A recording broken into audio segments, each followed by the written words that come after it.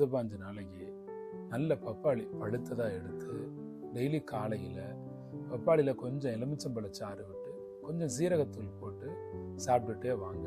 காலை சாப்பாடு பப்பாளி தான். ஒரு 10-15 நாளைக்கு அருமையாக உங்களோட ஜீரண கோளாறு சரியாகி போகும்.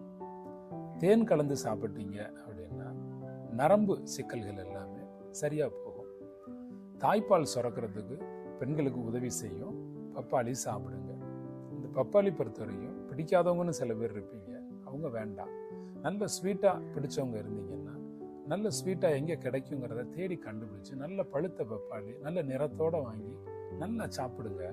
உங்களுக்கு பிடிச்ச பொருளை விலை கொடுத்து வாங்க போகிறீங்க, சுவையாக இருக்கிற மாதிரி வாங்கி சாப்பிடுங்க. அதை மதிப்பு கூட்டி நீங்கள் சாப்பிடும்போது தான் உடம்புல போய் அது வேலை செய்யும் பாருங்க. பப்பாளியை தனியாக சாப்பிட்றத விட எலுமிச்சம்பழச்சாறும் சீரகமும் சேர்த்து சாப்பிடும்போது செரிமானத்துக்கு பெரிய அளவுக்கு உதவி செய்யும்.